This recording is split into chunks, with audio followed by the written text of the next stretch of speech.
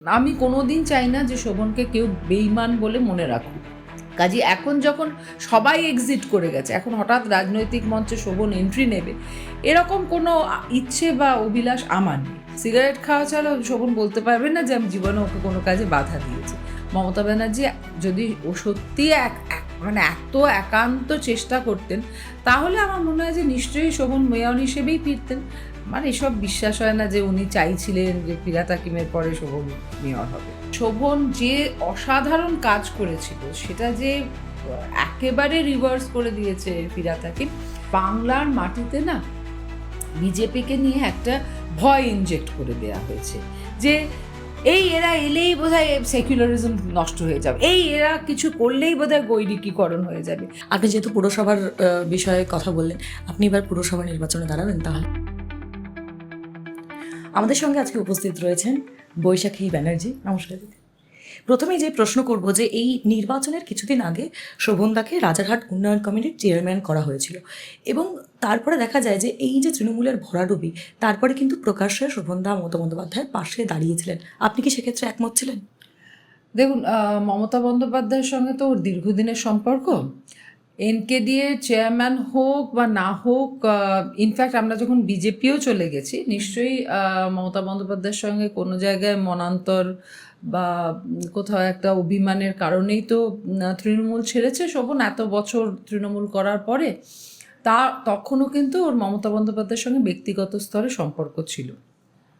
আমি শোভনের জীবনে অনেক পরে এসেছি, কাজেই যে সম্পর্কটা আমারও আগের, সেখানে আমার কোনো মানে সহমত হওয়া বা না হওয়ার কোনো জায়গা নেই। ও যেটা করে সেটা ওর ইচ্ছে, এবং আমার এখানে একটাই ব্যক্তিগত ইচ্ছে হচ্ছে যে যখন ওনার পাশে কেউ থাকবে না, মমতা ব্যানার্জির পাশে কেউ থাকবে না, তখন যদি শোভন ব্যক্তিগত স্তরে থাকতে চায়, আমি সেটাকে সবসময় মনে করি যে এটাই মানুষের ধর্ম হওয়া উচিত। কঠিন সময় কারুকে ছেড়ে পালিয়ে যাওয়াটা নিশ্চয়ই আমার মনে হয় যে কোনো দিক দিয়ে কোনো উৎকর্ষের কোনো নিদর্শন হতে পারে না। অবশ্য রাজনীতিতে কতটা আর আজকাল উৎকর্ষ আছে সেটা জানি না, কিন্তু আমি কোনো দিন চাই না যে শোভনকে কেউ বেঈমান বলে মনে রাখুক, ঠিক আছে? কিন্তু তুমি যদি বলো রাজনৈতিকভাবে মমতা বন্দ্যোপাধ্যায়ের সঙ্গে থাকা উচিত কি উচিত না, যদিও এ সিদ্ধান্ত শোভনই নেবে। রাজনীতির যখন উনি মধ্য গগনে ছিলেন, নিশ্চয়ই শোভনের রাজনৈতিক জীবনের প্রথম যে পরিচয়ের কাউন্সিলর হিসেবে, পরবর্তীকালে বিধায়ক, মেয়র যাই হয়েছে, সেটা মমতাদির কারণেই হয়েছে। আমি বলতে পারবো না অন্যরা যেরকম বলছে যে মমতা বন্দ্যোপাধ্যায়ের ছবি দরকার ছিল না, সবাই নিজের নিজের ক্রেডিটেই বোধহয় আমি যা বুঝছি যে এমএলএ এমপি হয়ে গেছিলো, কিন্তু শোভন সাধারণ মানুষ, ওকে অসাধারণ যদি কোথাও কেউ বানিয়ে থাকে সেটা নিশ্চয়ই মমতা বন্দ্যোপাধ্যায় বানিয়েছেন সেই সুযোগ দিয়ে। কিন্তু যখন শোভনের সঙ্গে দূরত্ব তৈরি হয়েছে, এবং সেটা যে যে কারণে হয়েছে, এত ট্রিভিয়াল ব্যক্তিগত কারণকে টেনে এনে শোভনকে রাজনৈতিকভাবে কোণঠাসা করে শোভনের জীবনের 8-9 বছর নষ্ট করা হয়েছে, এই একটা জায়গায় আমি চাই না যে ও ভুলে যাক।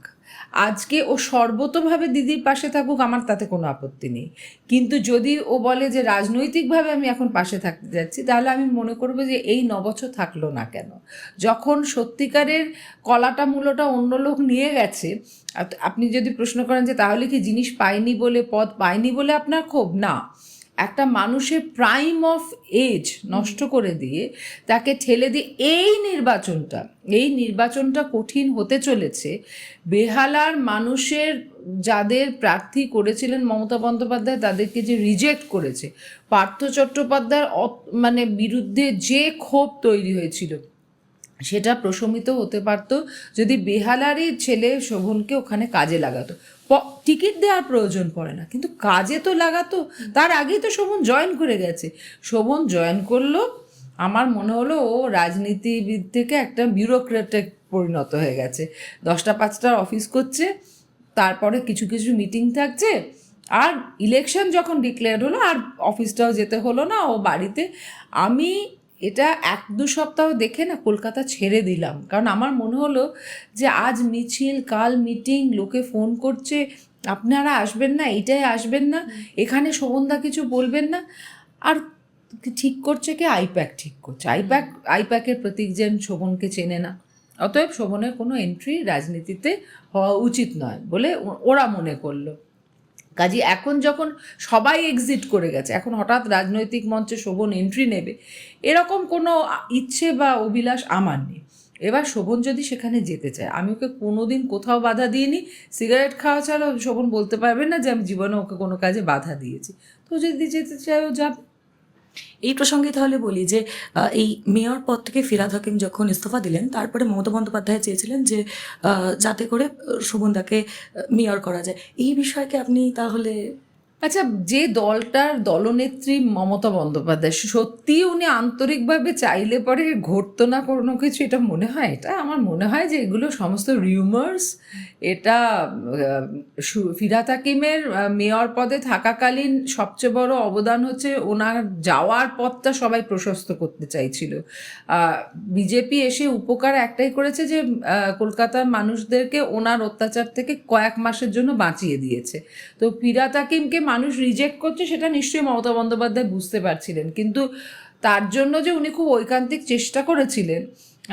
আমার তো মনে হয় যে আমাদের বিধানসভায় খারাপ ফলের একটা বড় কারণ হচ্ছে পুরসভাগুলোর এত দুর্দশা, মানে রাস্তাঘাট, পুরো কলকাতা শহর ম্লান হয়ে যাওয়া, পরিষেবা না পাওয়া, মানুষের কথা চিন্তা না করা, শুধু পয়সা তোলা, এই যে একটা কালচার তৈরি হয়ে গেছে না, এইটাকে রিজেক্ট করেছে মানুষ। তো সেই জায়গাটা আমার মনে হয় মমতা ব্যানার্জি যদি ও সত্যি মানে এত একান্ত চেষ্টা করতেন, তাহলে আমার মনে হয় যে নিশ্চয়ই শোভন মেয়র হিসেবেই ফিরতেন। আমার এসব বিশ্বাস হয় না যে উনি চাইছিলেন যে ফিরহাদ হাকিমের পরে শোভন মেয়র হবে। আপনি যেহেতু পুরসভার বিষয়ে কথা বললেন, আপনি এবার পুরসভা নির্বাচনে দাঁড়াবেন তাহলে? না না, এরকম কোনো বাসনা আমার নেই। দেখো, কোনো দিন কোনো পদ, কোনো টিকিট এসবের জন্য আমি রাজনীতি করিনি। আমাকে রাজনীতিতে যখন প্রথম পার্থ চ্যাটার্জি আনেন, তখন উনি আমার সঙ্গে দীর্ঘ আলোচনা হয়েছে, মানে টানা 3-4 ঘন্টা আমি একদম সহমত ছিলাম না আসার জন্য। কারণ কোনো দলের জন্য না আমি কখনো অ্যাসেট হতে পারি না, আমি এত স্পষ্টবাদী। আর আমার কাছে ইন্টিগ্রিটিটা এত ইম্পর্ট্যান্ট জিনিস যে এটা রাজনীতিতে এর কোনো ভ্যালু আছে কিনা এটা আমার মনে যথেষ্ট প্রশ্ন আছে। তো সেখানে আমি খুব স্কেপটিক ছিলাম যে আমাকে কেন আনতে চাইছে। তখন উনি একটা খুব বড় কথা বলেছিলেন যে দেখো, তোমরা তো রাজনীতিবিদদের ডিসঅনেস্ট বলো, তোমরা বলো যে রাজনীতিবিদরা ভালো না, তো তাহলে ভালো লোকেরা যদি রাজনীতিতে না আসে তাহলে রাজনীতিটা কী করে সুন্দর হবে। তো তখন উনি আর নৃসিংহদা বলাতে আমি সেই দায়িত্ব নিয়েছিলাম।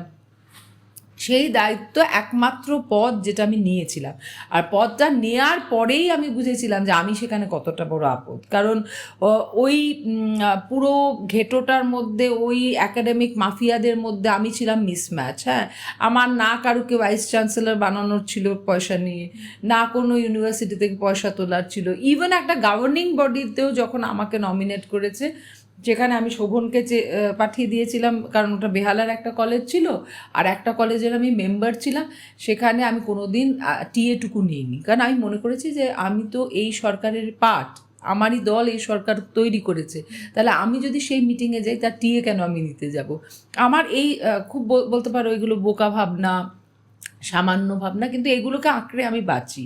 তো সেখানে বসে আমি বলি যে আমার পুরসভার টিকিট এসবের নিয়ে কোনো ইন্টারেস্ট নেই। কিন্তু এটা ঠিক যে আমি যেহেতু রাজনৈতিক দিক দিয়ে একজন সচেতন মানুষ, আমার খুব ইচ্ছে যে কলকাতার পুরসভার যে গরিমা ছিল, মানে আমি বলবো যে শোভন যে অসাধারণ কাজ করেছিল সেটা যে একেবারে রিভার্স করে দিয়েছে ফিরহাদ হাকিম। যারাই আসুক না কেন, পুরো পিতা এবং পুরো মাতা, মানে they are guardian of a word, they are not mafias of the word. মানে মুশকিল হয়েছে না যে পিতা মাতার চরিত্রও বদলে গেছে। তারা তাদের সব অফিস থেকে যা সব জিনিস পাওয়া যাচ্ছে, তারপরে তোমার কি মনে হয় যে আমি ধরো আমার মেয়েকে আমি বললাম যে আমি পুরসভার লড়বো, তো আমার মেয়ে তো ওই সব দৃশ্য দেখে ভাববে মার অফিসে কি পাওয়া যাবে কালকে। তো এই যে একটা কুৎসিত চিত্র হয়েছে, যতক্ষণ না কোনো আশার আলো দেখবো যে হ্যাঁ সত্যি একটা আমূল পরিবর্তনের দিকে এগোচ্ছে, ততক্ষণ একেবারে সক্রিয়ভাবে রাজনীতিতে আসার কোনো ইচ্ছা আমার নেই। আপনি একজন অধ্যাপিকা, ইতিমধ্যেই মনে হয় যে বিজেপি শিক্ষায় গৈরিকীকরণের পথে এগোচ্ছে? দেখো, এই it's too early two comment. বরঞ্চ আমি তো দেখছি যে খুব দেখো, যেসব জায়গাগুলো নিয়ে শিক্ষা জগতে একটা প্রচণ্ড আলোড়ন হয়েছিল, কারাপশন, এবং স্কুল সার্ভিসে সেটা ভীষণভাবে হয়েছিল। তুমি যদি দেখো যাদেরকে নিচ্ছেন, যারা প্রশাসনিক পদে বসছেন, সেখানে কিন্তু কোথাও একটা ভোগী লোকেদের থেকে ত্যাগী লোকেদেরকে আনার চেষ্টা করছে। এবং এটা কিন্তু একটা কসমেটিক চেঞ্জ নয়, এটা হচ্ছে মানুষের আস্থার বিশ্বাস ফেরানোর একটা শুভ উদ্যোগ। এটা যে নিয়েছেন শুভেন্দু অধিকারী মহাশয়, সেটা একটা সাধুবাদ জানাতেই হয়। কিন্তু এটা ঠিক যে যেটা আমাদের শিক্ষামন্ত্রী বলছেন, যে একটা পোকায় ধরা একটা শিক্ষা ব্যবস্থা উনি পেয়েছেন। এখানে না এখন 1-2 বছর যদি আমি আশা করি যে একটা ভীষণ পরিবর্তন দেখব, সেটা নেগেটিভ বা পজিটিভ কোনো দিকেই এগোনো কিন্তু খুব মুশকিল। কারণ আগে ওনাকে বুঝতে হবে যে যে মাটিটায় উনি দাঁড়াচ্ছেন সেটা চোরাবালি নয়। এমনভাবে ইরোড করে দিয়ে গেছে আগের দুজন শিক্ষামন্ত্রী, যে আমার মনে হয় যে জগন্নাথ চ্যাটার্জিকে এখন অনেকটা বেগ পেতে হবে শুধুমাত্র শিক্ষাক্ষেত্রর ওই মানে জঞ্জালটাকে সাফ করতে। তারপরে তো কাজ করা শুরু হবে, কারণ তুমি কোনো খারাপ মাটিতে কোনো সুন্দর গাছ তৈরি করতে পারবে না। তো তুমি প্রাণস্পন্দন তো ফেরাবার জন্য আগে তো দেখতে হবে যে ধমনীতে রক্তটা বইছে কিনা, তবে না সে রক্ত সঞ্চালনা শুরু হবে, তখন প্রাণ ফেরার একটা আশা। এখন কোমায় চলে গেছে যে শিক্ষা ব্যবস্থা, তাকে কিভাবে ফেরাবে, নাকি ভেন্টিলেটর থেকে সে দেহত্যাগ করবে, সেটা তো নির্ভর করবে যারা প্রশাসনে এসছেন তাদের উপরে।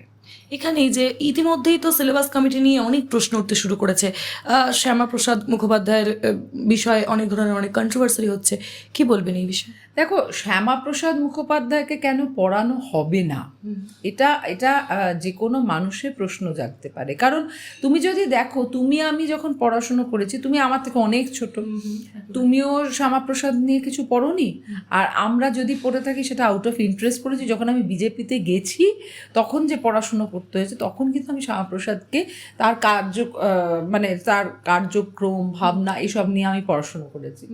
তো শ্যামাপ্রসাদকে যদি চেনাবার চেষ্টা হয়, সেটা গৈরিকীকরণ বলে আমি মনে করি না। কারণ আফটারঅল এটা মানে টম ডিক হ্যারির গল্প পড়ানো হচ্ছে না, এটা মুকুল রায়ের জীবনী পড়ানো হচ্ছে না, বা এটা শোভন চট্টোপাধ্যায়ের জীবনী পড়ানো হচ্ছে না।